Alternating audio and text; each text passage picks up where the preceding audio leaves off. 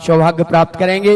ज्ञान तीर्थ के पुण्यार्जक, दानोदय तीर्थ के पुण्यार्जक श्रीमान योगेंद्र जी खेड़का गाजियाबाद से हमारे बीच उपस्थित हैं। वह भी पूज्य वर्ग के पाद प्रक्षालन का सौभाग्य लेंगे और मैं कमेटी से निवेदन करूंगा इनका बहुमान करें। श्री गुलाब चंद जी, राजकुमार जी, अंकित जी, गुलशन जी, बड़कुल परिवार व प्रवीण कुमार जयश्री खांदू कॉलोनी, आप भी पधारें और पूज्य वर्ग के पाद प्रक्षालन में सहभागिता दें।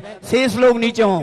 आदरणीय सत्येंद्र जी से निवेदन, योगेंद्र जी से निवेदन करूंगा वह पाद प्रक्षालन के साथ ही चित्र अनावरण में शामिल हों। श्री अनिल कुमार जी, अभय कुमार जी, इंदौर परिवार व श्री अशोक कुमार जी, प्रेमचंद जी, एपी परिवार, आप भी पधार कर दीप प्रज्वलन व चित्र अनावरण की प्रक्रिया के साथ ही पाद प्रक्षालन में शामिल हों व पूज्य वर्ग के कर कमलों से मिलने वाले पावन गंधोदक से अपने माथे को पवित्र करें।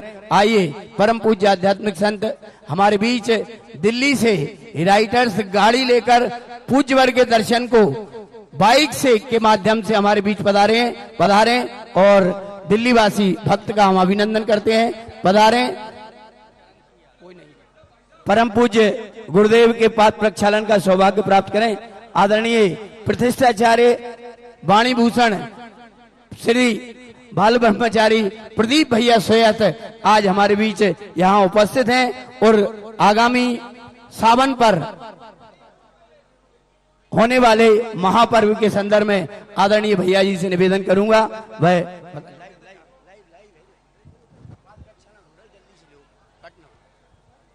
बंधुओं, हम सभी का सौभाग्य है प्रवचन सुनो डायरेक्ट परम पूज्य महाराज जी के चरणों में कोटि सा नमन नमस्तु के साथ निवेदन करते हैं, क्योंकि दुनिया के देश विदेश के लोग महाराज जी की मंगल दिशा सुनने के लिए आते रहे। परम पूज्य महाराज जी के चरणों में कोटि सा नमन नमस्तु के साथ निवेदन।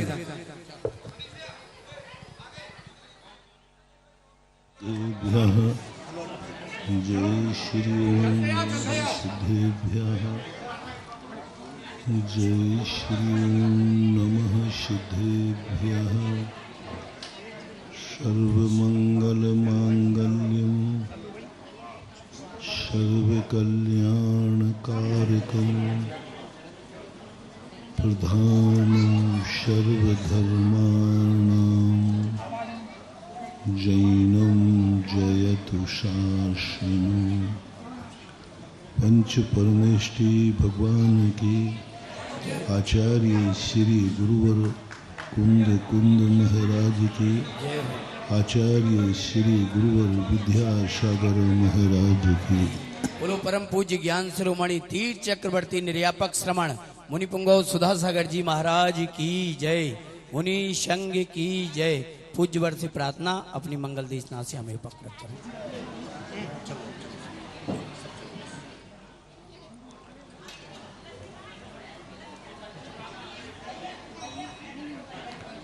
प्रकृति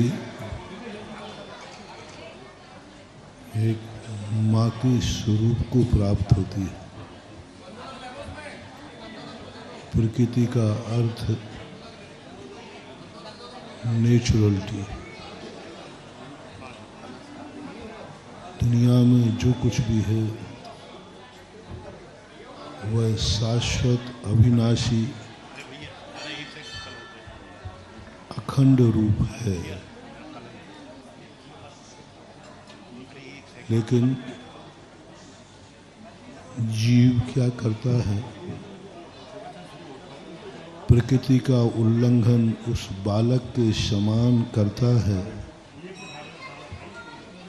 कि माँ की इच्छा के विरुद्ध बालक अपनी हरकतें करता है। बालक के समान वह उद्दंड हो जाता है। बालक के समान अपना अहित कर देता है। जैसे बालक हिताहित विचार नहीं कर पाता, अपने को नुकसान पहुंचाता है, अपनों को नुकसान पहुंचाता है, सारे जगत को नुकसान पहुंचाता है। तो फिर माँ उसका पीछा छोड़ती नहीं है। बच्चे का काम गलत कार्य करना है और माँ का कार्य सही कार्य कराना है। बच्चा उद्दंड होगा, माँ उसे सज्जन बनाएगी,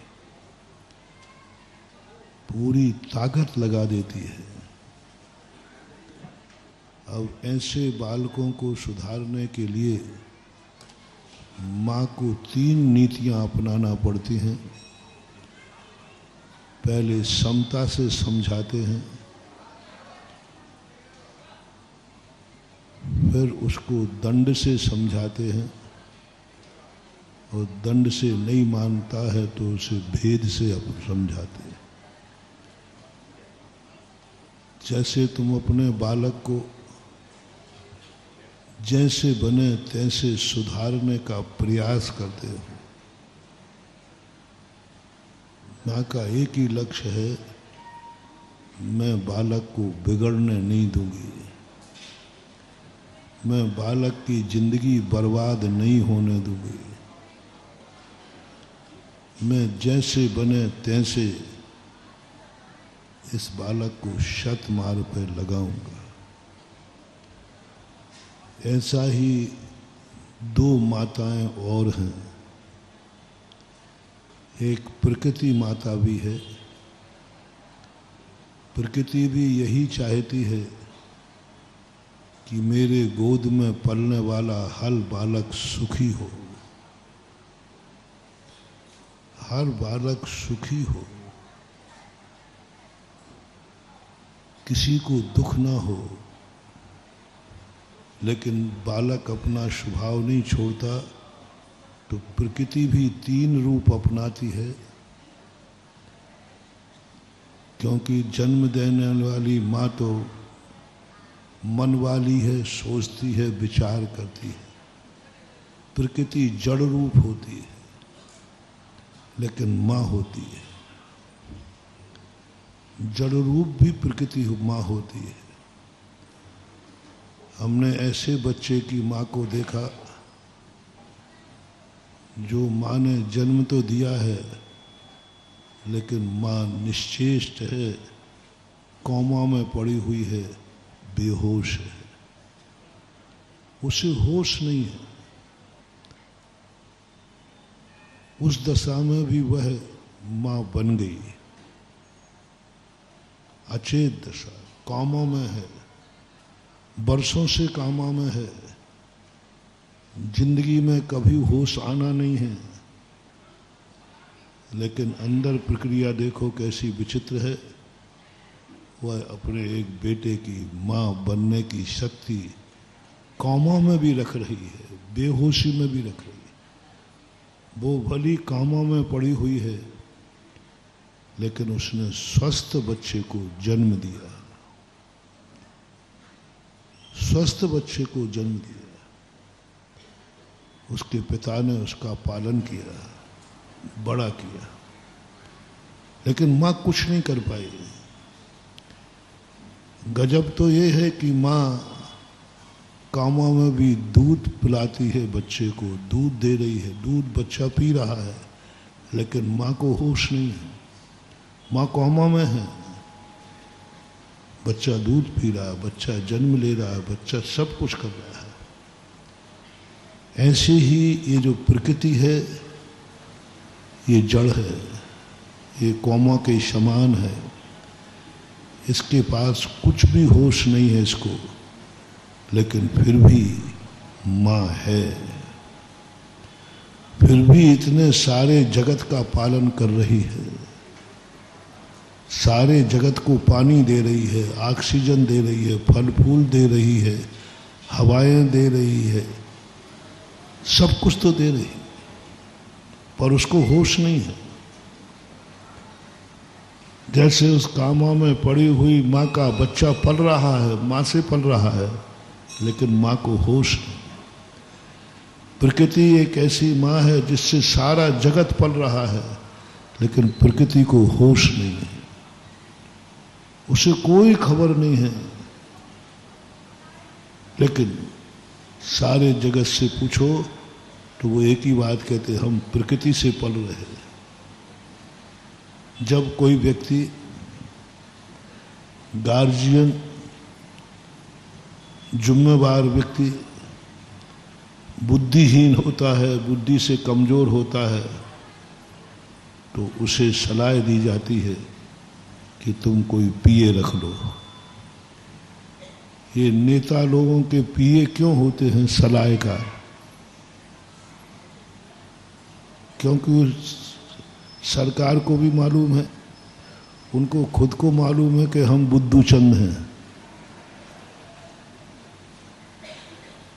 मतलब नेता बनने में, राजा बनने में ज्यादा बुद्धि की जरूरत नहीं, थोड़ी हुकूमत होना चाहिए, हिटलर शाही होना चाहिए, हुकूमत होना, थोड़ा रौब होना चाहिए, प्रभाव होना चाहिए, बस वो राजा बन सकता है। राजा बन सकता है, हुकूमत चला सकता है, लेकिन वो राज्य नहीं चलाएगा, राज्य तो मंत्री ही चलाएगा। बादशाह ने राज नहीं चलाया, राज तो बीरबल ने चलाया। समस्याओं का समाधान राजा नहीं करता, मंत्री करता। हाँ, बहुत बड़ी चीज बन गई।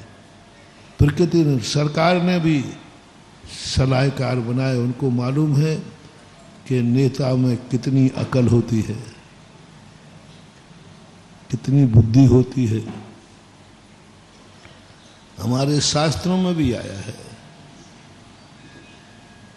हमारे शास्त्रों में आया कि संघ में कोई व्यक्ति इतना दबंग होता है, इतना प्रभावशाली होता है कि उसका आदेश कोई नहीं टाल सकता।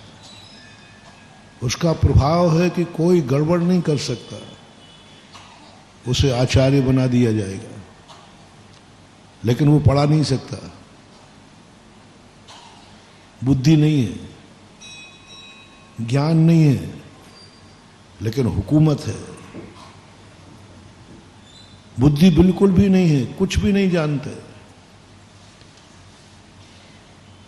कुछ भी नहीं, उनको कुछ याद ही नहीं है, याद ही नहीं होता, बस सामान, लेकिन वो आचार्य बन सकता है।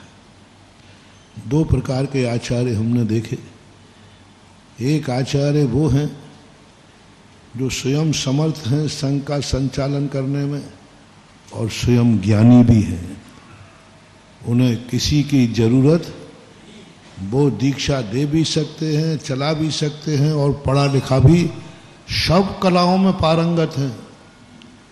सब कलाएं, कोई भी ऐसा नहीं है जो उनके अंदर कमी हो। उनके संग में कोई दूसरे की जरूरत नहीं रहती, वो अकेले ही रहते। उनके संग में उपाध्याय नहीं होते, उनके संग में कुछ नहीं, क्योंकि वो अकेले ही समर्थ है।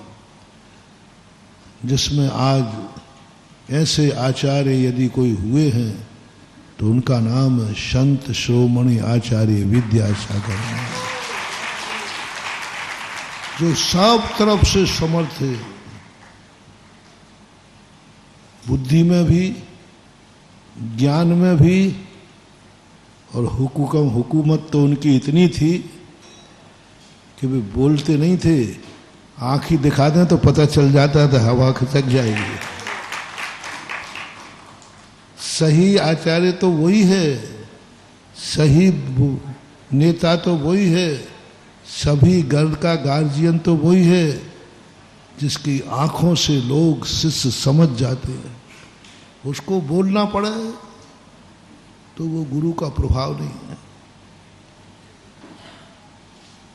आंखों से देख करके, आंखों से छोड़ो, शिष्य गुरु के मन की बात पढ़ करके और अपना कार्य कर देता है। मन की बात, शिष्य बनना कोई हंसी मजाक नहीं है। गुरु से भी ज्यादा बड़ा है शिष्य बनना, बहुत बड़ा है।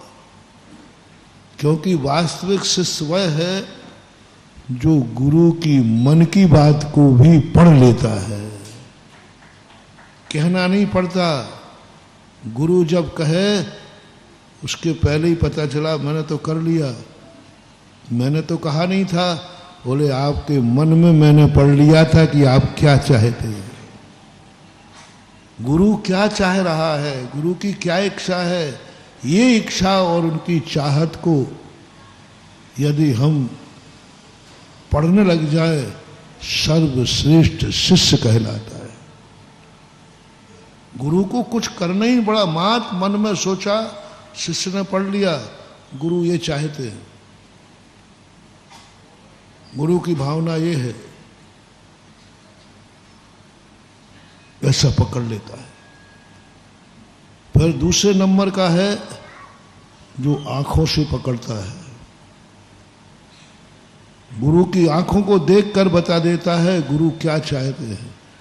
गुरु ने आज मेरी तरफ किस दृष्टि से देखा है, वात्सल्य दृष्टि से देखा है कि वक्र दृष्टि से देखा है या क्रुद्ध दृष्टि से देखा है। दृष्टि के एंगल से पता चलता है कि गुरु की आज दृष्टि क्या है, तदनुसार वो अपनी चर्या कर लेता है। आंखों से, जिनकी आंखों का इतना प्रभाव हो, जिनके मन का इतना प्रभाव हो कि शिष्य उनके बिना कहे ही उनकी आज्ञा अनुसार अनुशासित होकर चले, वो व्यक्ति सबसे ज्यादा समझे। और शिष्य का भी यही लक्षण होगा। गुरु के कहने पर किया तो क्या किया, गुरु के आदेश पर किया तो क्या किया, गुरु ने टेक टू ऑर्डर दे दिया तो क्या किया, गुरु की मजबूर होकर किया तो क्या किया।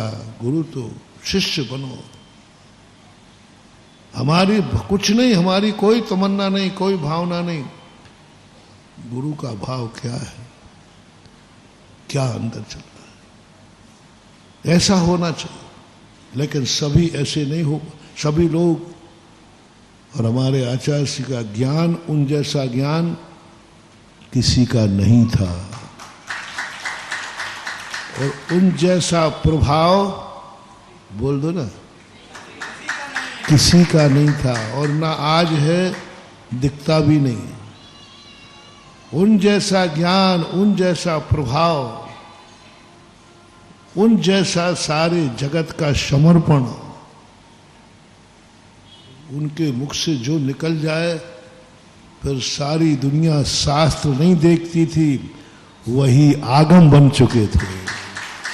मैंने बहुत बार कहा, ऐसे बहुत बिरले लोग होते हैं, लेकिन कुछ महाराज ऐसे होते हैं जिनका प्रभाव है, आंखों का प्रभाव है,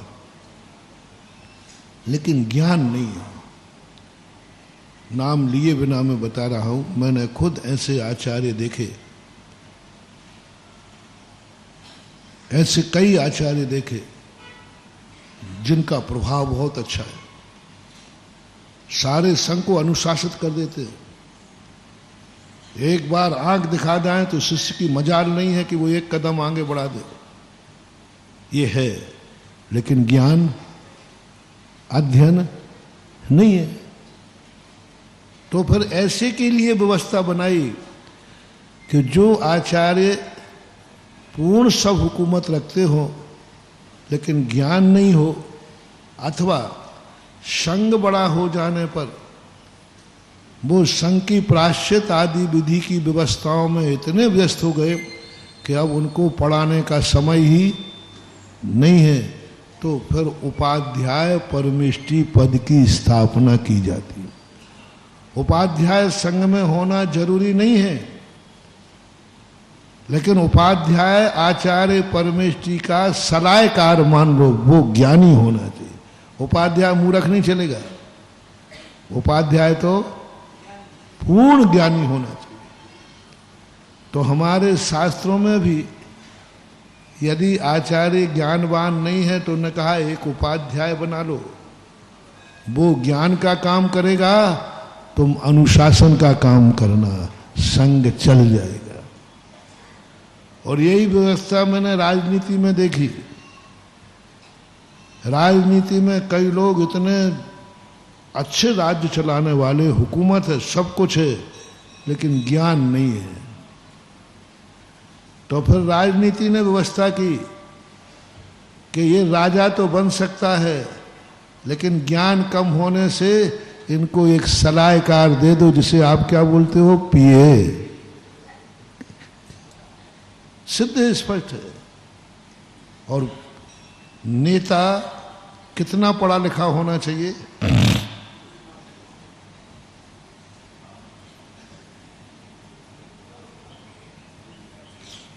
नेता कितना पढ़ा लिखा होना चाहिए कोई शर्त नहीं है, अंगूठा छाप भी चलेगा। मुख्यमंत्री तक हो गए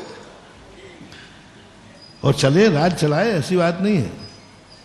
राजाओं में भी बहुत बड़े बड़े राजा हुए जिनको कुछ भी ज्ञान नहीं, अंगूठा छाप है, लेकिन राजयोग है, अनुशासन भी है, दबंगता भी है, युद्ध लड़ सकते हैं, राज्य की रक्षा कर सकते हैं, लेकिन राज्य को चला नहीं सकते। जैसे तुम्हारे यहां सेठ होता ना, सेठ गाड़ी खरीद सकता है, गाड़ी का मालिक है, लेकिन चला नहीं सकता, ड्राइवर नहीं है। राजा बहुत दबंग है, तलवार क्षत्रिय है, अच्छे अच्छे राजा कांपते हैं, पूरी राजा के राज्य की सुरक्षा करता है, ऐसे व्यक्ति को राजा बना दिया जाएगा, लेकिन राज्य चला नहीं सकता। उसके लिए सलाहकार की, इसलिए हर नेता के साथ, नेता भली चौथी पास हो या अंगूठा छाप हो, लेकिन सलाहकार कौन होते हैं? आईएएस ऑफिसर, कलेक्टर की रैंक वाले जो होते हैं वे बड़े बड़े नेताओं के सलाहकार, और कई बार तो एक एक नहीं होते। प्रधानमंत्री के कितने सलाहकार हों मुझे पता नहीं, पूछ लेना। राष्ट्रपति के, जितना बड़ा नेता होगा उसके सलाहकारों की संख्या, और सलाहकार उतना ही बड़ा होगा। आईएएस ऑफिसर, आईपीएस, कलेक्टर की रैंक वाले होंगे। अब बोलो, राजा अंगूठा छाप है, सलाहकार आईएएस ऑफिसर है, राज्य चल जाएगा। इसलिए हर व्यक्ति को तुम कैसे हो सवाल इसका नहीं है, तुम्हारा सलाहकार कैसा है, तुम्हारा दोस्त कैसा है, तुम्हारा पार्टनर कैसा है, तुम कैसे हो ये नहीं पूछ रहा हूं आज। तुम मूर्ख हो, ज्ञानी हो, ये नहीं पूछ रहा हूं। तुम्हारा कुल कैसा होना ये बता रहा हूं। माता पिता मूर्ख हैं, कुछ नहीं है उनमें होश, कोई भी अकल नहीं है, कोई बात नहीं। बेटा कैसा है, तुम कितने ही मूर्ख हो, तुम्हारा साथी कैसा है। पुरुष यदि मूर्ख है कोई बात नहीं, पत्नी कैसी है। सुन रहे हो रे मूर्खो, कम से कम तुम मूर्ख हो तो बने रहना, कम से कम शादी कोई पढ़ी लिखी से करना तो जिंदगी चल जाएगी। नहीं तो मूर्ख से मूर्ख मिले, ज्ञानी से ज्ञानी मिले तो दो दो बातें हों, और मूर्ख से मूर्ख मिले तो दो दो लातें हों। ज्ञानी मारे ज्ञान से, मूर्ख मारे डेढ़ पहाड़, डंडा मारता है। दो में से कोई एक ज्ञानी होना चाहिए, एक समझदार हो, दोनों हो तो अच्छी बात है। यदि कभी तुम्हें महसूस हो कि हमारा बेटा बहुत मूर्ख है, कोई भी अकल नहीं, कोई भी ज्ञान नहीं, उसकी शादी किसी पढ़ी लिखी बच्ची से करना, जिंदगी अच्छी चल जाएगी। दोनों मूर्ख खतरनाक हैं, और दोनों ज्ञानी भी कभी कभी मैंने ऐसे ऐसे देखे, दोनों कलेक्टर नहीं, अभी एक दिन नहीं बनती उनकी, क्योंकि शाम को दोनों कहते आई हम। हाँ, जितने बड़े ऑफिसर होते हैं उनमें गड़बड़ हो जाता है, लेकिन कुछ अच्छे लोग भी होते हैं। जो अच्छे लोग मिलते हैं तो जिंदगी बहुत अच्छी बनती है। दो ज्ञानी मिलकर के यदि जिंदगी सकुशल निकाल रहे हैं तो समझ लेना चाहिए दोनों ज्ञानी चतुर्थ काल के श्रावक हैं। ज्ञानी दो बराबरी के होकर के एक साथ वात्सल्य से रह जाए, दोनों ज्ञानी होकर के दोनों अपना विवेक करें, दोनों एक दूसरे को समझें, दोनों एक दूसरे को रिस्पेक्ट दें। बड़े दो बराबरी के मिलने का अर्थ है वहां अहंकार नहीं करना, ईगो नहीं बनाना, मैं भी कम नहीं हूं, मैं भी कम नहीं हूं। समझदारी का अर्थ है कि मैं तुम्हारे नेचर को समझूं, मैं कम नहीं हूं, मैं तुम्हारे लिए हूं और तुम ऐसा वात्सल्य भाव। लेकिन बहुत कम देखने में आता है, लेकिन आता है। अच्छे लोग भी मैंने देखे, दोनों बड़े बड़े पदों पर हैं, लेकिन दोनों इतने वात्सल्य, इतने प्रेम से रहते हैं कि घर को क्या, जिंदगी को स्वर्ग बना देते हैं। चलो समझदार की बात नहीं, हम तो मूर्ख की बात कर रहे हैं। यदि एक मूर्ख हो तो एक को ज्ञानी होना चाहिए। वो पीए बन जाए, वो सलाहकार बन जाए। इसलिए एक, जब तुम्हें अपनी बुद्धि पर विश्वास ना हो, अपने सोच पर विश्वास ना हो, अपने आप पर तुम विश्वास खो चुके हो कि मेरे में कोई निर्णय करने की क्षमता नहीं है, मेरा निर्णय सही नहीं होता है, तो आप यदि ग्रस्त हैं तो आप अपनी पत्नी को समझदार ढूंढना। स्त्रियों को यदि ये मालूम चले कि हम मूर्ख हैं, हमारी अकल ठीक नहीं है, और बहुत कम स्त्रियों की अकल ठीक होती है, क्योंकि मुहावरा क्या है, अकल, आप बोलो नहीं तो हम बोलेंगे तो अभी हाल गड़बड़। इसलिए हर स्त्री को पुरुष समझदार होना चाहिए। नीति है, स्त्री पढ़ी लिखी हो इससे कोई मतलब नहीं है, पुरुष जो पति है वो पढ़ा लिखा होना चाहिए। नारी समर्थ होने के बाद भी कई स्थानों पर असमर्थ है, और पुरुष हर स्थान पर समर्थ है। समझदार पुरुष को ही विवाह करना चाहिए, मूर्ख को तो करना ही नहीं चाहिए, क्योंकि तुम्हारे ऊपर एक नारी की जिम्मेवारी आ रही है, एक नारी को संभालने की जिम्मेवारी आ रही है। समर्थवान व्यक्ति ही विवाह कर सकता है, जिस पे इतनी ताकत हो कि वो अपनी स्त्री को बचा सके, सुरक्षित रख सके, उसकी जिंदगी में आई हुई समस्याओं का समाधान कर सके। घर में यदि कोई समझदार नहीं है, कोई बात नहीं, एक भाई समझदार है तो काम चल जाएगा। तुम पूरे समझदार नहीं हो तो एक रिश्तेदार को समझदार बनाना, सलाहकार जरूर जिंदगी में। और कोई ना मिले तो हर मूर्ख का एक मित्र समझदार होना चाहिए, एक मित्र समझदार। जितने हमने शास्त्रों में पढ़े, पवनंजय जैसे जैन दर्शन के अनुसार उनका मित्र सबसे बड़ा सलाहकार था। जब जब वो उलझे हैं उनके मित्र ने सुलझाया है, और जब जब उन्होंने मित्र की बात नहीं मानी तब तब पवनंजय दुखी हुए।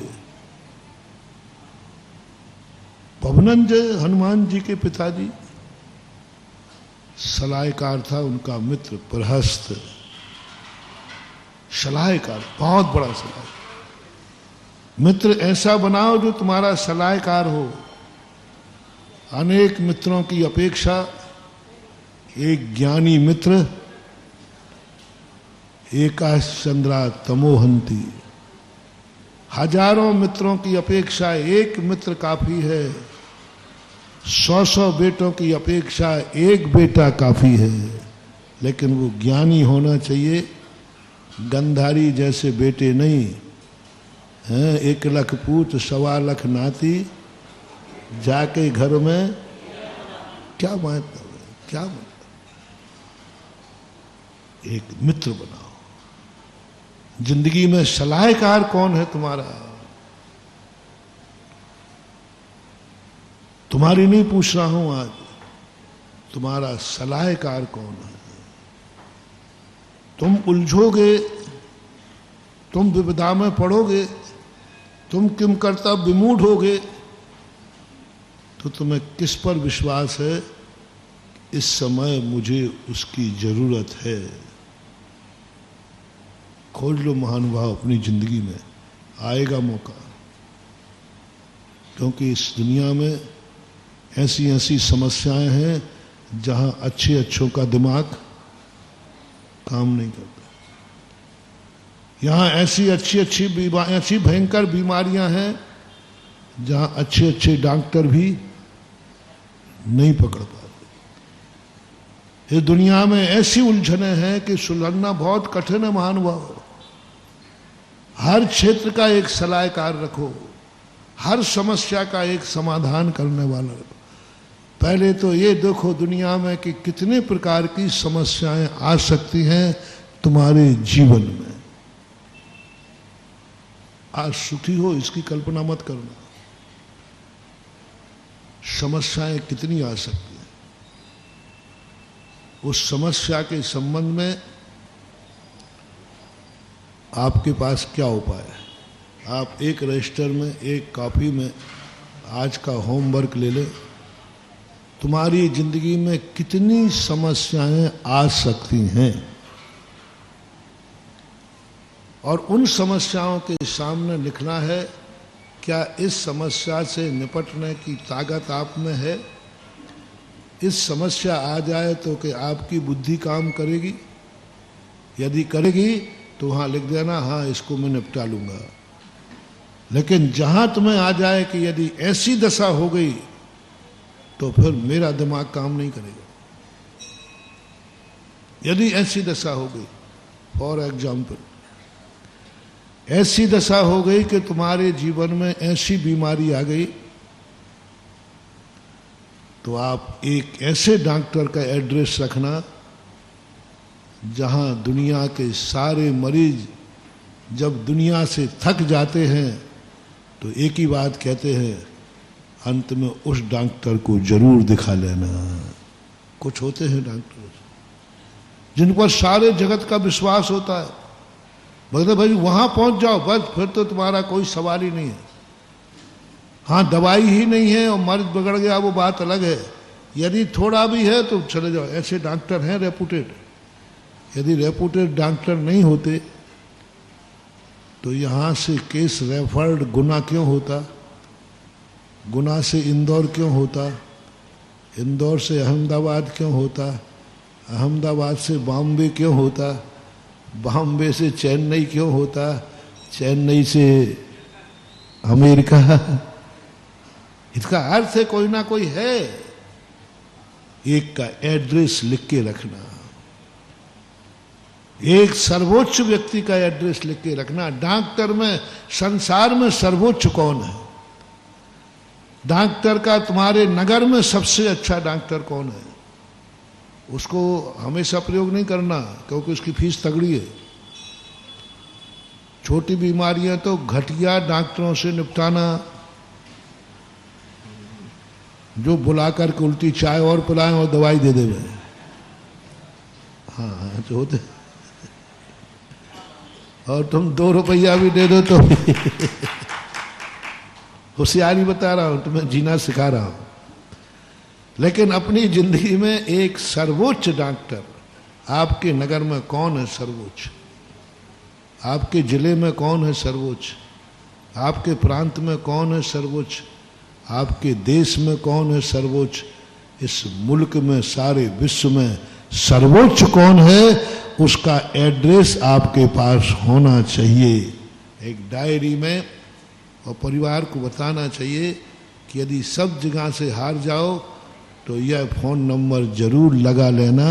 ये सर्वोच्च हर व्यक्ति को एक रंग बोलो, बीमारी आने की हर व्यक्ति को संभावना है कि नहीं, कौन निश्चिंत है भैया बोलो, कोई नहीं। जब बीमार हो जाओगे तब पूछते फिरोगे भैया डॉक्टर बताओ कोई हो तो। पहले से एड्रेस खोज के रखो क्योंकि ये संभावना है।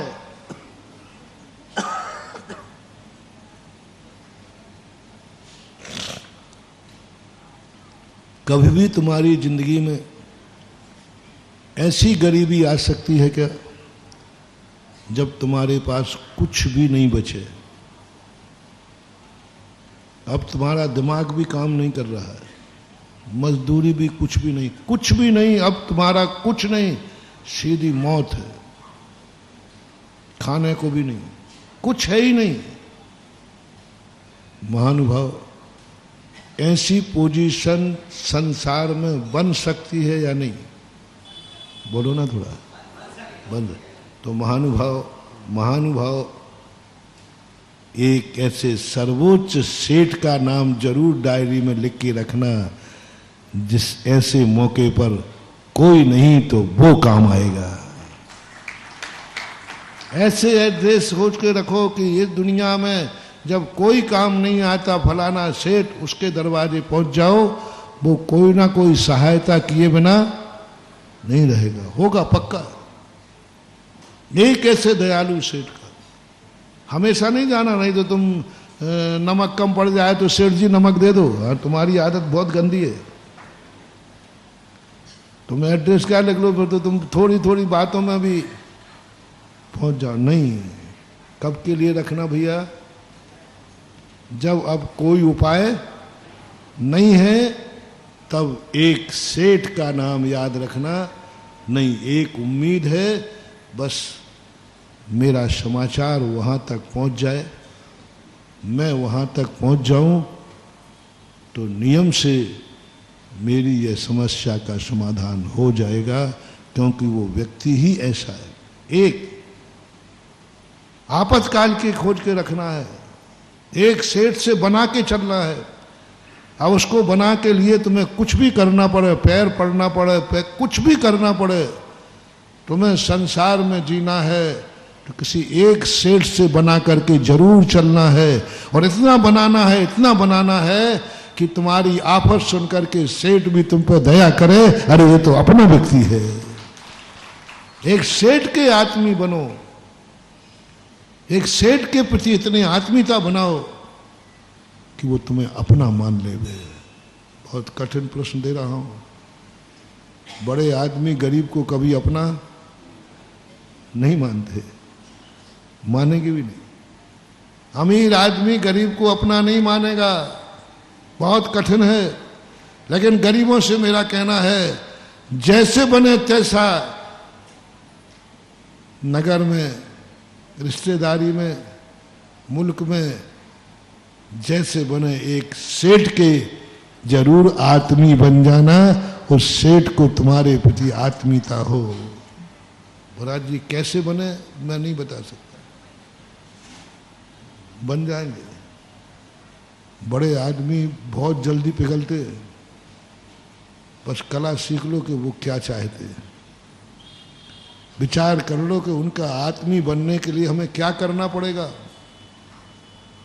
बड़ा आदमी हमें अपना मान लेवे कि ये तो हमारा है, ये तो हमारा दोस्त है, ये तो हमारे नगर का नागरिक है, ये तो हमारी जाति का है, ये तो हमारे देश का है, ये तो माना कुछ भी हो, ऐसा बड़ा आदमी चाहिए जो तुम्हें अपना मान लेवे।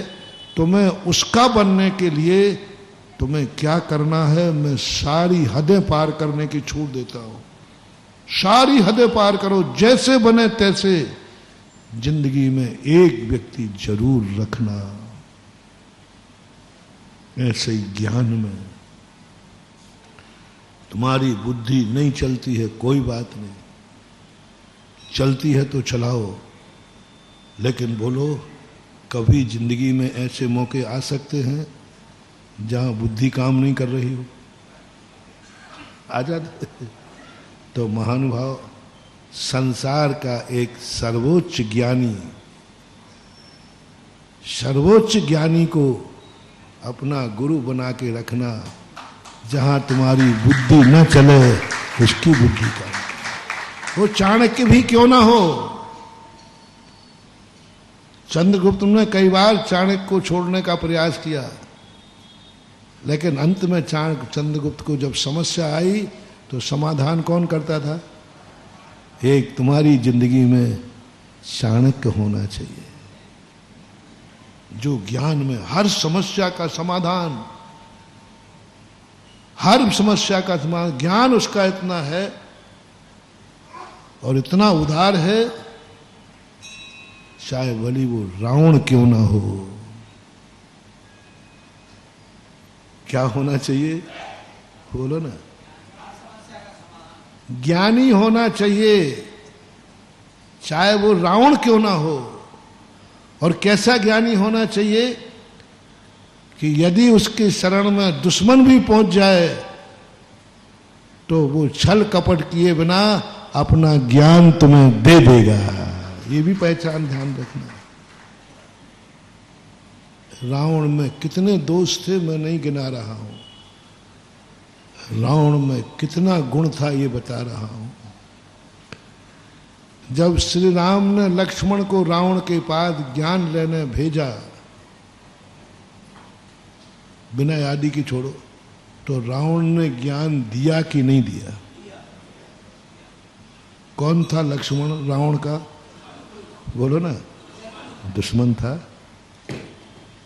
उसी ने तो मारा था। कितना बड़ा दुश्मन था, लेकिन जब ज्ञान लेने के लिए शरण में आया तो रावण ने भी उसे ज्ञान दिया। ऐसा कोई महान ज्ञानी ढूंढना है, वो रावण भी क्यों ना हो। जब तुम्हारी बुद्धि काम ना करे और तुम उससे सलाह लेने पहुंच जाओ तो दुश्मनी भूल जाए और तुम्हें सही सलाह दे देवे। ऐसा जिंदगी में एक ज्ञानी रखना। क्या भूल जाए वो? दुश्मनी भूल जाए। हमने एक दिन वैद्य का कहा था, रावण की ये दो विशेषताएं मैंने देखी, इसलिए रावण के दुर्गुण तो अपन ने बहुत देख लिए, गुण देखो। सुषेण वैद्य ने जब लक्ष्मण को जीवित किया, सबने कहा कि आज सुषेण वैद्य का अंतिम दिन है, नियम से मौत के घाट उतारेगा।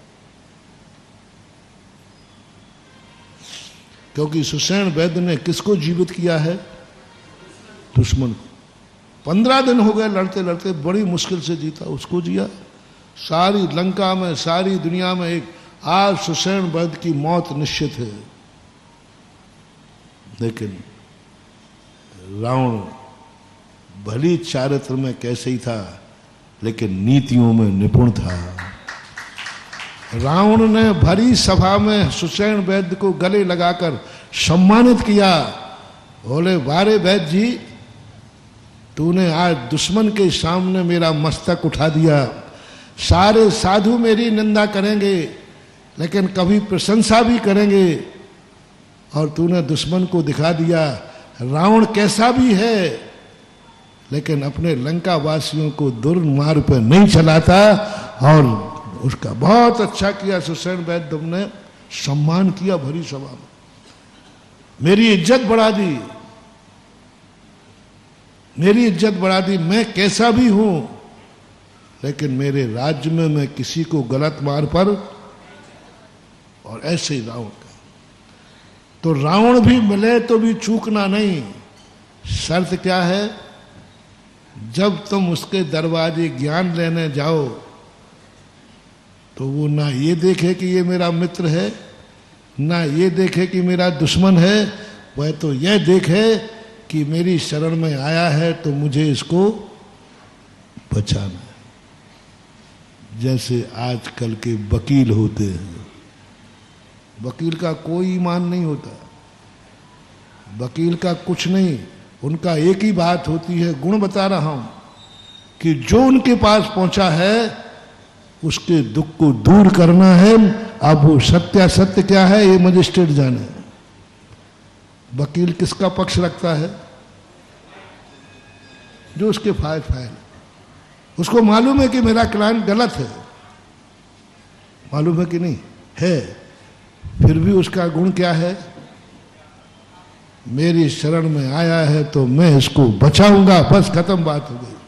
अरे भाई वो झूठ है, झूठ हो और सत्य हो इससे हमें मतलब नहीं, वो मेरी शरण में आया है और शरण में आने वाले को मैं बचाऊंगा। क्या मान के मेरे पास आया है?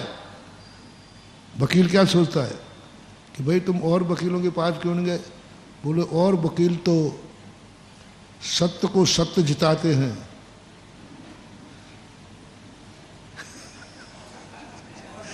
लेकिन आप वो माइंडेड व्यक्ति हैं जो असत्य को भी, हम दोषी होकर के भी आप मुझे बरी करा सकते हो, ऐसी आपकी बुद्धि पर मुझे विश्वास है। पर इस कारण से वो वकील वह केस भी ले लेता है जो बिल्कुल 100% झूठा है। बोलो इंदिरा गांधी के, राजीव गांधी के हत्यारों को भी देश में वकील मिले थे कि नहीं? तुम थोड़ा शेयर करना, देखो भाई मुझे मालूम नहीं मिले थे कि नहीं, बताओ। देश के प्रधानमंत्री को मारने वाले सबने देखा, सबको मालूम है कि इसने, वो खुद कबूल कर रहा है हाँ मारा है। फिर भी जब वकील उसके पक्ष में, अभी वकील खड़े हुए थे कि नहीं, बचाने के लिए कि जेल भेजने के लिए? बोले क्यों क्यों?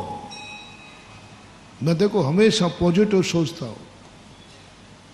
मैंने दिमाग चलाया, मैंने कि ये वकील लोग भी हमारे देश के हैं, क्या प्रधानमंत्री इनका नहीं था? क्या ये नागरिक नहीं है?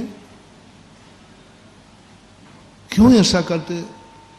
ऐसे लोगों को तो वकील मिलना ही नहीं चाहिए, नीतिप्रद है। ऐसे हत्यारों को तो वकील मिलना ही नहीं चाहिए, लेकिन मिले हैं। मैंने कि क्यों क्यों? मूल कारण क्या रहा? एक संस्कार दिया है वकीलों को कि तुम सत्यासत्य पर मत जाओ, तुम्हारी शरण में वो जिस विश्वास से आया है उस विश्वास को कायम रखो। बस वो तुम्हारे पास आया है कि विश्वास है कि तुम मुझे बचा लोगे। मैंने अपराध किया है, मैं गलत हूं, लेकिन मुझे वकील पर विश्वास है कि वो ऐसी तर्क लगाएगा, ऐसी हुनर लगाएगा कि अपराधी को भी बरी हुआ है। ऐसा एक केस सुना था मैंने, अदालत ने फांसी बोल दी, सही अदालत फांसी बोली, उसको सही अपराध मिला, लेकिन एक वकील था उस फांसी, अपराधी का, घोर अपराधी का, महान। फांसी कब मिलती है? जब बहुत जघन्यतम अपराध हो जाए। फांसी भूल चुकी, पिपरी अपराधी के परिवार के लोग एक वकील के पास गए। सब वकीलों ने कहा भैया अब क्या होता है, फांसी तो वारंट कट चुका है, तारीख निश्चित हो चुकी है, राष्ट्रपति याचिका भी खारिज हो चुकी है, सुप्रीम कोर्ट से फांसी हुई है, राष्ट्रपति याचिका भी, अब क्या हो? सब वकीलों ने नकार दिया, बोले भाई अब कुछ नहीं हो सकता। लेकिन किसी ने सलाह दी, एक वकील है वो अब भी बचा सकता है। सोचना महानुभाव, हम किस केस को पेश कर रहे हैं? जिसकी राष्ट्रपति याचिका भी खारिज, सुप्रीम कोर्ट से आदेश हुआ है। अब उसके लिए तो बता दे कोई बचा ही नहीं सकता, एक वकील बचा सकता है। उसके पास गए, बोले साहब मुझे, बोले अब क्या कर दे? मुझे आप पर विश्वास है कि आपकी अकल, आपकी बुद्धि, आपका तर्क, आपका अध्ययन इतना जबरदस्त है कि अब भी मुझे उम्मीद है कि आप मेरे क्लाइंट को बचा सकते हो, अपराधी को बचा सकते हो। केस ले लिया उसने। वकील लोग सुन रहे हो तो देखना, वकीलों की आज बुराई नहीं, प्रशंसा ही कर रहा हूं। अपराधी है, 100% अपराधी है, लेकिन एक ऐसा वकील है जो शरण में फाइल हाथ में आ जाए तो वो उसे भी बरी करा लेगा कानून से। तुम ये मत समझना कि रिश्वत दे के, नहीं तो तुम मामला करो, हाँ महाराज जो वो शायद फांसी लगाने वालों को खरीद लेगा। नहीं नहीं नहीं, वो 2 नंबर वाली बातें मैं नहीं करूँगा, मैं तो 1 नंबर की बात कर रहा हूँ। ना खरीद के, ना फरोख्त से, कुछ नहीं, 1 नंबर में कानून से बचाएगा, कानून बचाएगा। फांसी का फंदा लगा तारीख के अनुसार, और जैसे ही फांसी के फंदे को वो क्या बटन जो झटकाते क्या कहते वो, तैसे वकील खड़ा हो गया, रुकिए साहब, रुकिए साहब, इसमें लिखा है फांसी के फंदे पर चढ़ा दिया जाए। तो फांसी के फंदे पर चढ़ा दिया, इसमें ये थोड़ी लिखा कि प्राण ले लिए जाए। ऐसा कोई केस हुआ था? फांसी के फंदे पर कानून से उसने बचाया। कहां लिखा है कि इसको मारा जाए? ये लिखा है कि फांसी का फंदा, तो वो लगा दिया फंदा, बस मारने का कहां लिखा है? उसके बाद फिर संशोधन हुआ, लेकिन एक अपराधी तो वो बच गया। वो तो बच गया, उतारना पड़ा कानून के लिए, सुप्रीम कोर्ट को उतारना पड़ा। बात ठीक है, कहां फांसी का फंदा दिया था, वो फंदा लग गया, प्राण लेने का थोड़ी लिखा था।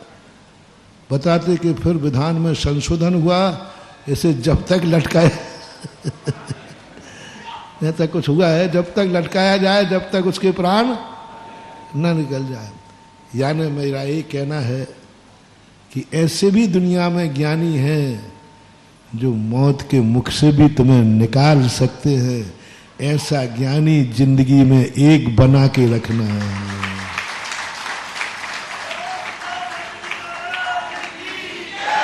एक ज्ञानी बना के रखना जो इस हालत तक पहुंचने पर भी तुम्हारी अंदर की आवाज कहे अभी भी विश्वास है, क्योंकि मेरे पास एक ज्ञानी है जो इस हालत में भी मुझे बचा सकता है। खोजो अब ज्ञानी, तुम्हें ऐसा कौन ज्ञानी मिलेगा? उस ज्ञानी को आपको पता करना है, बना के रखना, क्योंकि ये संसार है, मुसीबत किसी भी प्रकार की आ सकती। हर क्षेत्र में, व्यापार के क्षेत्र में कभी भी तुम्हें घाटा हो सकता है। एक ऐसे बड़े व्यापारी को बना के रखना, कितना ही बड़ा हो, जब तुम्हारे पास कुछ भी नहीं बचे तो वो ये कह देवे कोई बात नहीं, माल ले जाओ, बेचने के बाद दे देना। डूबती हुई दुकान की कोई सहायता नहीं करता, उजड़ी हुई दुकान की कोई सहायता, घाटे वाले को, दिवालिया वाले को कोई माल नहीं देता, कोई नहीं देगा। क्या देंगे? दिवालिया हो गया, मकान जायदाद सब बिक गई, रोड पे आ गया। बहुत करुणा करके कह रहा हूं, कितने ही बड़े बड़े सेठ क्यों ना हो, लेकिन ये उम्मीद, ये संभावना जिंदगी में हो सकती है कि नहीं कि रोड पे आ जाओ, दिवालिया, कुछ भी नहीं बचे। एक ऐसा बना के रख लो अभी से, जो रोड पे आई हुई मुसीबत में उसको पता चलेगा तो वो कहे घबराओ मत, माल ले जाओ, प्रतिदिन बेचो और बेचने के बाद पैसा दे देना, लेकिन जाओ अपने पैर पर खड़े हो जाओ। ऐसे व्यक्ति हैं दुनिया में कि नहीं? मैंने देखे। जिस व्यक्ति का कुछ भी नहीं है, फिर भी कुछ लोग होते हैं, चिंता मत करो, बड़े बड़े आदमियों के लिए। और ऐसा भाई बनाना, ऐसा एक सेठ बनाओ, बना के चलो, कुछ भी करना पड़े, ऐसा एक दयालु सेठ बनाओ जो तुम्हें उस आफत में भी तुम्हें उठा करके अपने घर ले जा सके और अपनी दुकान पर बैठा सके, यहां बैठो। भाई से कितना भी बैर कर लेना, बस भगवान से एक ही भाव करना कि मुझे जिंदगी भर मेरी भाई से कभी नहीं बनी, बनेगी भी नहीं, बनाना भी नहीं।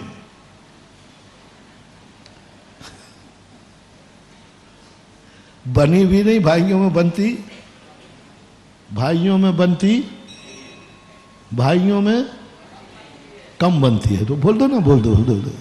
अंत में भाइयों में न्यारक न्यारा होना ही है, होता ही है, हो जाना। मैं इसका विरोधी नहीं हूं। भाइयों में कम बनती है, कोई बात नहीं, भाई आगे जाके न्यारे होते हैं, इसमें कोई खतरा नहीं। बस भाई से भाई का इतना प्रेम बना रहे, इतना प्रेम बना रहे, जिस दिन तुम्हारे घर में रोटी ना बने तो भाई अपने साथ थाली में बैठ के खिला सके।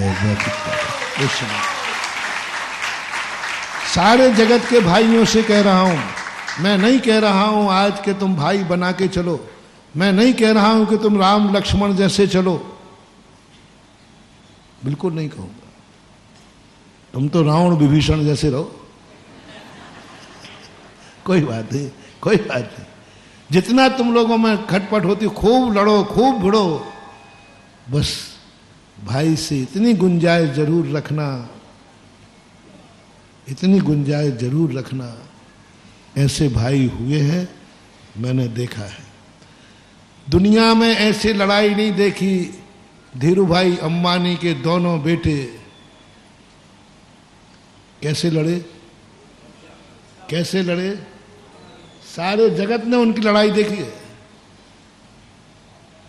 सारे जगत ने उनकी लड़ाई देखी है, सबको मालूम है किस तरीके से आपसी में। लेकिन अभी कुछ साल पहले एक भाई पर संकट आया, बैंक से सब कुछ कुर्की होने का आर्डर हो गया। जब देखा मेरे भाई की आज ये दशा हो जाएगी, आज भाई रोड पे आएगा, आज भाई जेल में जाएगा, भाई को बिना बताए 250 करोड़ रुपया बैंक में जमा करा दिया भाई ने। आगे पीछे आप पता कर लेना हुआ है कि नहीं। दुश्मनी कैसी थी भैया, एक दूसरे को बताते कि किसी भी हद तक समझौता करने, दोनों ने कोई समझौता नहीं किया। लेकिन धन है, मैं ऐसी लड़ाई को लड़ाई नहीं मानता। ये लड़ाई नहीं है, ये तो मजीरा है। मजीरा जानते ना, वो दो मजीरा तो बजते हैं, मजा आता है। मजीरा बजते हैं तो वो तो संगीत है मजीरा। तो यदि भाइयों में ऐसी लड़ाई हो रही है तो मैं उसे लड़ाई नहीं मानूंगा, ये मजीरा बज रहे, मजीरा। बस जब भाई की इज्जत दांव पे लग जाए, जब भाई इतने संकट में पड़ जाए, अब कोई उपाय नहीं है, तो भाई के मन में, हो मेरे प्यारे भाइयों, भाई भाई में लड़ना भिड़ना, पर ऐसा बैर मत बांध देना, ऐसी कोई बात मत कह देना कि उस समय भी भाई कहे मरे तो मर जाए, मैं क्या करूं, और वो खुशी और मनाए। इतने मत लड़ो कि तुम्हारे ऊपर संकट आने पर दुश्मन नहीं, भाई खुशी मना रहा है। इनके लिए कोई माफीनामा नहीं। तुम्हारे संकट आने पर कौन खुश हो रहा है? भाई, दुश्मन की नहीं, भाई खुश हो रहा है। ऐसा तुमने क्या किया भाई के साथ? ऐसा क्या दुर्व्यवहार किया तुमने भाई के साथ कि भाई खुशी मना रहा है? नहीं, मैं लड़ने की छूट दे रहा हूं, बहुत रिस्क उठा रहा हूं। बस एक उम्मीद कर रहा हूं, भाई से लड़ते समय, भाई से बैर बांधते समय इतना जरूर ध्यान रखना, कल मेरे संकट पे आने पर ये खुशी न मनाए, मेरे मरने पर इसको खुशी नहीं हो, अच्छा हुआ मर गया, निपट गया। इतनी गुंजाइश जरूर रखना कि तुम्हारे संकट आने पर वो खुशी न मनाए, तुम्हारे मरने पर उसकी आंख में 2 आंसू आ जाए, इतना प्रेम रख लेना। भाई के मरने पर इतना आंसू आ जाए, इतना जरूर प्रेम रख लेना। और हुआ, मैंने उस दिन से बाद मुझे बहुत गर्व हुआ कि हमारे भारत के भाई ऐसे लड़ते हैं, और संकट आ जाए तो ऐसे बिना कहे जाकर भाई को बचा लिया। बैर भाव तो होते रहते हैं, इसलिए बैर करते समय ये देख लेना, कल वो काम आ जाए, उस अवस्था में वो तुम्हारा साथ दे देवे, ऐसे संकट में भी वो तुम्हारे साथ खड़ा हो जाए तो कोई बात नहीं, चलता है। ये बात शास्त्रों में तुम्हें महाभारत का उदाहरण दे रहा हूं। दुर्योधन पांडवों के कैसे थे? दुश्मन थे कि नहीं? दोनों लड़ाई लड़ते थे कि नहीं? कट्टर दुश्मन, कट्टर दुश्मन। धर्मराज पांडव दुर्योधन को मारने को तैयार हैं और मारा ही है। याद करो, जब दुर्योधन को किरातों ने बंदी बना लिया, धर्मराज को पता चला कि दुर्योधन को, बोलो, खुशियां मनाते, अच्छा हुआ बेटा ससुरा आप फंसा है, अच्छा हुआ आप फंसा, बेइज्जती हुई। बोलो, धर्मराज ने अपने भाइयों को दुश्मन भाई की रक्षा करने भेजा कि नहीं? भेजा। जाओ, हमारी दुश्मनी है लेकिन हमारे भाई पर संकट आया है, मैं खुश नहीं बैठ सकता, मैं खुश नहीं बैठ सकता। दुर्योधन होता तो पांडवों पर संकट आने पर खुश होता, लेकिन पांडवों का एक ही गुण था कि दुश्मनी कितनी भी थी, लेकिन जब दुर्योधन पर संकट आया तो स्वयं पांडवों ने जाकर उसे बचाया। बस ऐसे भाइयों को बैर करो जिंदगी में कभी। इसलिए परिवार में झगड़े होते हैं, राग द्वेष होते हैं, बस इतना मत करना, इतना मत करना, इतनी छूट रख लेना कि भाई के मन में कभी ऐसी परिस्थिति में दया आ जाए।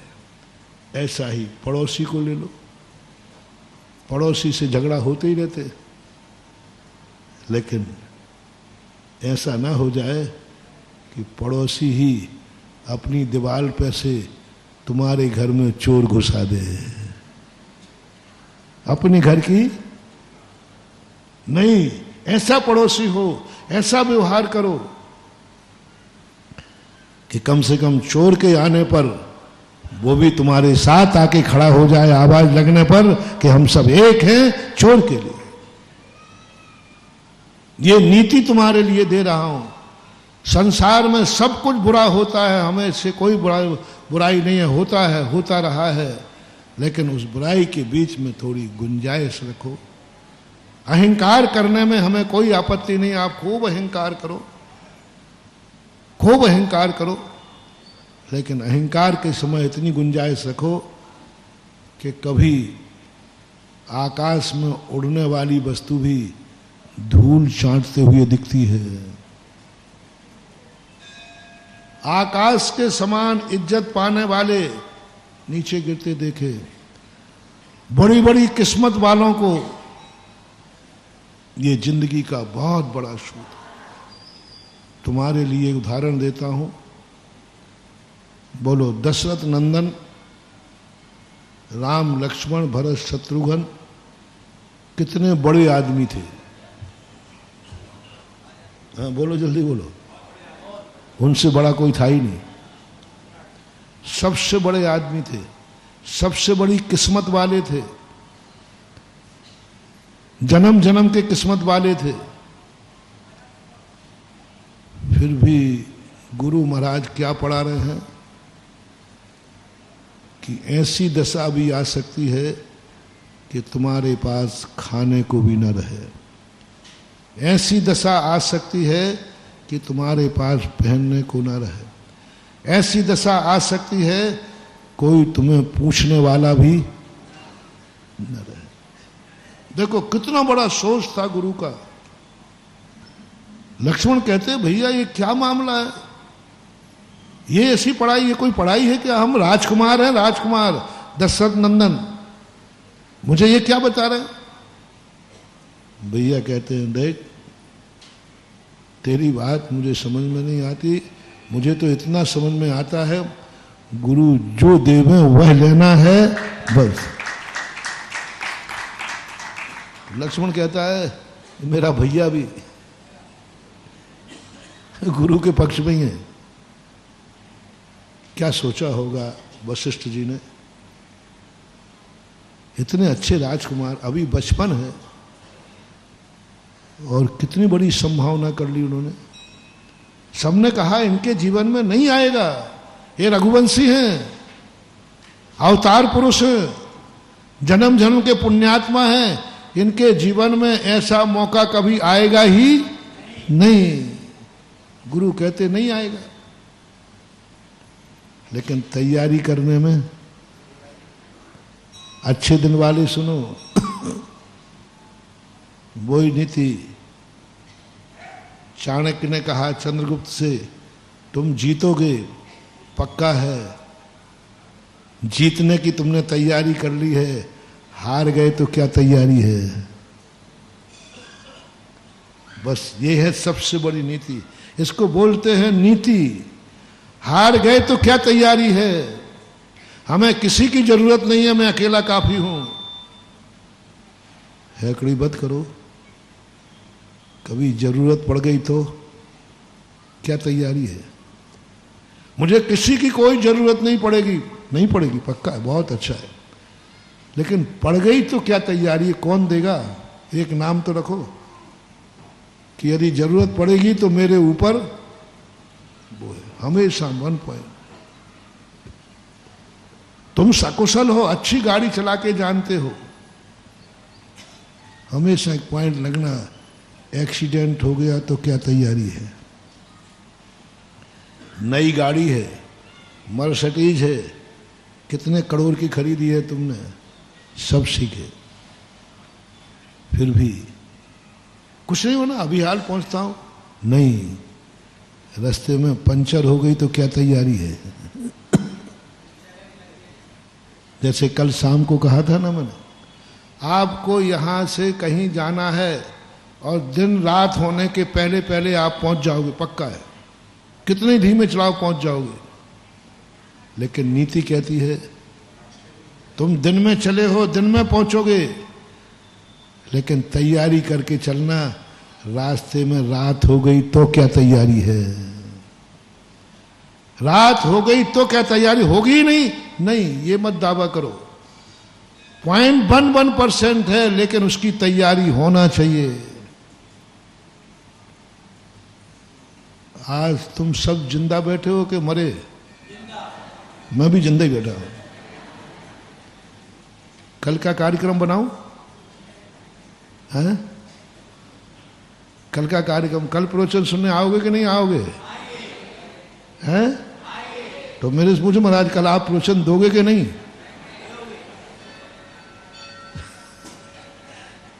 पक्का विश्वास है, मंगल कलश स्थापित किया है ना, तुम्हें अविश्वास का सवाल ही नहीं।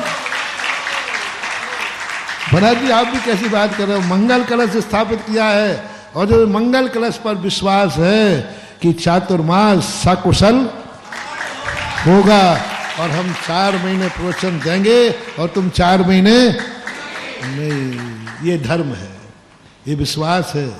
नीति कहती है, नीति कहती है कल प्रवचन सुनने तुम नहीं आ पाए तो क्या तैयारी है। कल महाराज जी ने प्रवचन नहीं दिया तो क्या तैयारी है। कल देंगे वो तो तैयारी है, और कल हमने प्रवचन नहीं दिया तो फिर तुम्हारी क्या तैयारी है।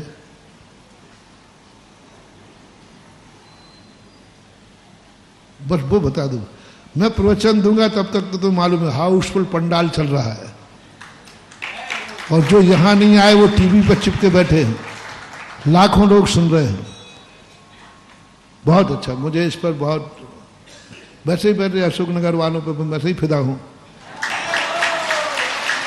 क्योंकि क्योंकि क्योंकि अशोकनगर वाले मेरे पे फिदा है। सीधी बात, टिट फॉर टैट, वो तो सब ठीक है, कल भी सुनोगे। बहुत 4 महीने तक मुझे कोई संदेह नहीं है, 4 महीने तक ऐसे ही हाउसफुल चलना है।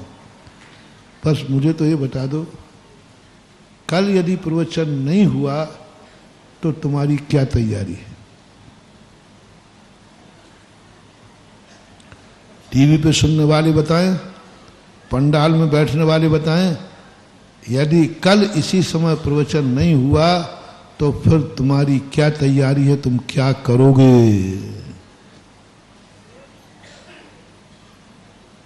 बस वो है महत्व। गुरु जी क्लास में बैठे हैं, तब तक तुम पढ़ाई कर रहे हो, अच्छे बैठे हो, उसमें पता नहीं है विद्यार्थी कैसा है।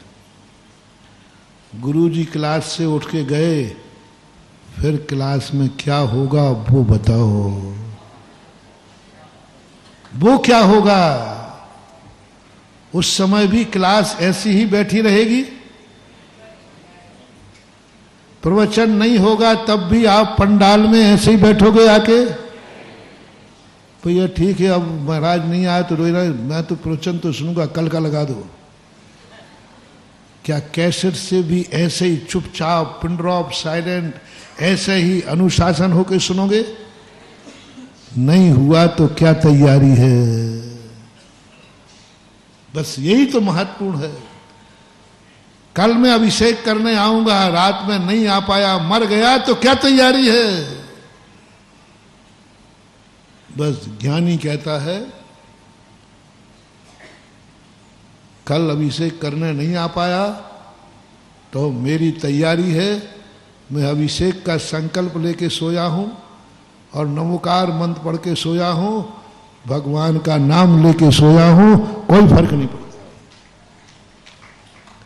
यही तो मेंढक ने कहा था।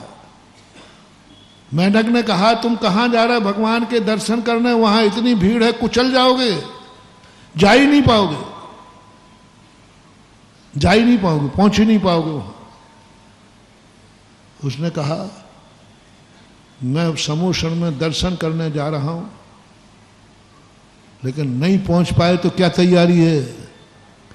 मेंढक ने कहा पहुंच गए तो ठीक, नहीं पहुंच गए तो भी मेरी तैयारी है, मैं सदगति को प्राप्त करूंगा। भगवान के दर्शन करना नहीं पहुंचा, कुचल गया, नीचे मर गया, लेकिन तैयारी करके चला था कि रास्ते में कुचल गया तो भी मेरी तैयारी है, कोई जरूर नहीं कि शिखर जी पहुंचूंगा या नहीं पहुंचूंगा, मैं रास्ते में भी मर जाऊंगा तो मुझे वही फल मिलेगा जो शिखर जी की वंदना से मिलता है, क्योंकि मेरी तैयारी है। हर सुखी आदमी को दुख के दिनों की तैयारी करना है। आज का मोटिवेशन क्या करना भैया? हर सुखी आदमी को दुख के दिनों की तैयारी करना है। हर आंखों वाले को अंधे की तैयारी करना है। हर आंखों वाले को अंधे में जीने की तैयारी करना है। हर कानों वालों को बहरे में जीने की तैयारी करना है। हर बोलने वाले को गूंगे की तैयारी करना है। हर पहले वाले पैरों वालों को लंगड़े होने की तैयारी करना है। हर बुद्धिमान को बुद्धिहीन होने की तैयारी करना है। हर अमीर को बोल दो भैया, बोल दो, आप बोलो ना। हर अमीर को गरीबी में रहने की तैयारी करना है। जाओ, तुम्हें दुनिया का कोई व्यक्ति दुखी नहीं कर पाएगा, क्योंकि तुमने अमीरी में भी किसकी तैयारी की है? बस यही तो रामचंद्र जी का जीवन गुरु ने बनाया। दशरथ नंदन है, राजनीति सीखने आए और उन्होंने सबसे बड़ी गरीबी की पढ़ाई करा दी। किनको कराई गरीबी की पढ़ाई? गरीब को नहीं। गरीब को गरीबी की पढ़ाई कराने की जरूरत नहीं है, अमीर को, जगत का सबसे बड़ा अमीर श्रेष्ठ को सबसे बड़े दुख की और गरीबी की पढ़ाई पढ़ा रहे हैं गुरु जी। सबसे गरीब से गरीब भी होगा तो ऐसे दिन नहीं आएंगे। मैं पूछता हूं, अयोध्या में गरीब से, यही तो माता कौशल्या कहती है बेटा चित्रकूट में, लोग कहते हैं तू जगत अवतारी है। मैं फूली नहीं समाती थी कि मैं भगवान की मां हूं, मैं जगत अवतारी की मां हूं, लेकिन यह क्या देख रही हूं?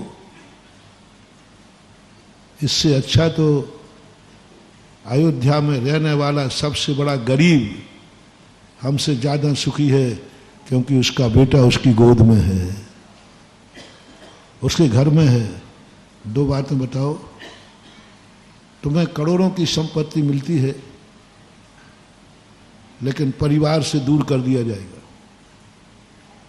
बहुत बढ़िया भोजन मिलेंगे सोने का मकान मिलेगा, जेल में रख दिया जाएगा, कोई कमी नहीं रहेगी, लेकिन परिवार का मुंह नहीं देख पाओगे।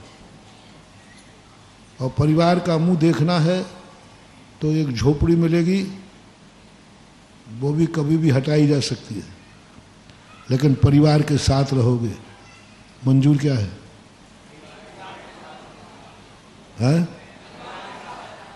99% कहेगा मैं झोपड़ी में रहने को तैयार हूं, लेकिन ये माता कौशल्या कहती है, हे क्या देख रही हूं?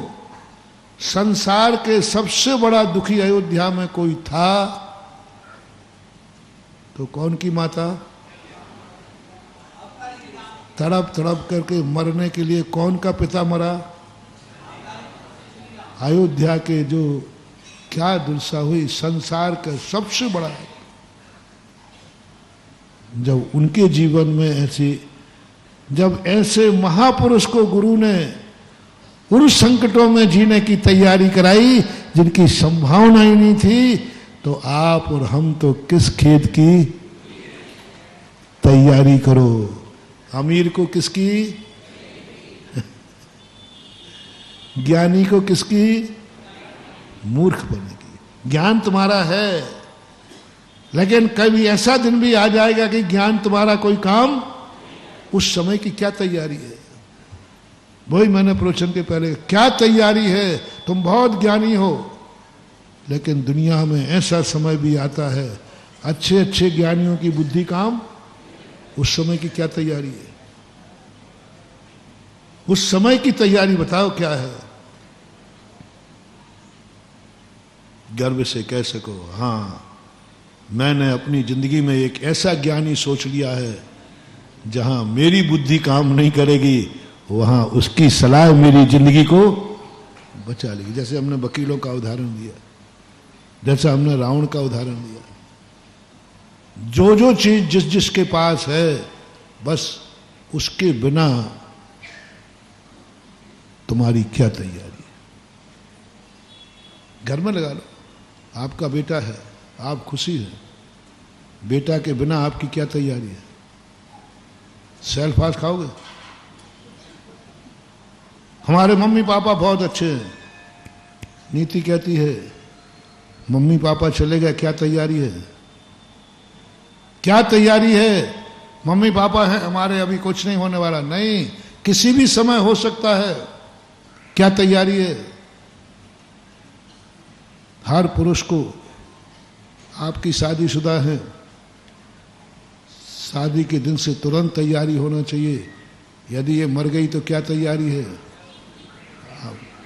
नहीं, आपसे नहीं कहते, अभी रो पड़ोगे तो आफत गई, नहीं से कहता हूं, रो पड़े तो अभी कौन चुप करेगा? लेकिन सत्य तो कहना ही, हर नारी को ये सोच के चलना है, साथी किसी भी क्षण किसी भी समय छूट सकता है। क्या तैयारी है? बोलो, दावा है क्या? है?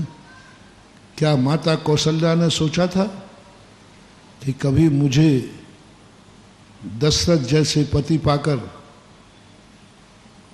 राम जैसा बेटा पाकर, कभी मुझे भी वैधव्य होना पड़ेगा? क्या सोचा था? बोलो ना।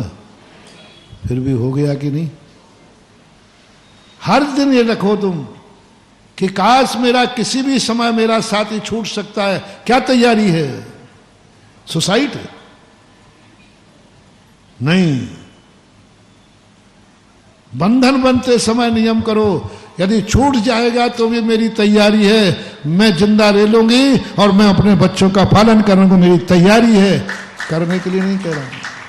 ये ऋषभदेव ने कहा, नारी को कभी सर्विस नहीं करना चाहिए, नारी को कभी व्यापार नहीं करना चाहिए, नारी को कभी राज्य गद्दी नहीं करना चाहिए, लेकिन नारी को सब कुछ आना चाहिए। नारी को तलवार चलाना आना चाहिए, रानी को युद्ध नीति आना चाहिए, राजनीति आना चाहिए, नारी को वैधव्य जीवन बिताना आना चाहिए, लेकिन नारी को करना नहीं चाहिए। नारी को, महारानी लक्ष्मीबाई को क्या नहीं आता था बोलो? लेकिन जब तक गंगाधर राव रहे लक्ष्मीबाई एक गृहिणी बन के रही। क्या बन के रही? एक गृहिणी। लेकिन मौका पड़ा तो, मौका पड़ गया तो, अरे गंगाधर जैसे राजा के रहते हुए क्या मौका पड़ेगा? नहीं, मौका पड़ सकता है। रहनानी लक्ष्मीबाई के नाना ने ऐसी तैयारी करा दी कि पति के मरने के बाद भी कई सालों तक झांसी का राज किसने सुरक्षित किया? तैयारी थी, पति के भरोसे पर थी, लेकिन पति नहीं रहा, युद्ध में मारा गया तो क्या हम फिर हमारे लिए कोई भी मार देगा, कोई भी कुछ कर लेगा? नहीं। रानी महारानी कहती है कि नहीं, पति मेरे हैं, वीर हैं, लेकिन मेरी तैयारी, जिस दिन ये नहीं रहेंगे तो मेरी तैयारी है। उसने तलवार उठा ली, राजगद्दी की, सबको मालूम है। यह है संसार में जीने की एक बहुत बड़ी कला, बहुत बड़ी कला महानुभाव। हर निगेटिव की तैयारी करके चलो, हर निगेटिव की। और ये तैयारी। इस कार्यक्रम के पुण्यार्जक थे श्री कंवरलाल जी महावीर प्रसाद जी, पाटनी, मदनगंज, किशनगढ़, राजस्थान।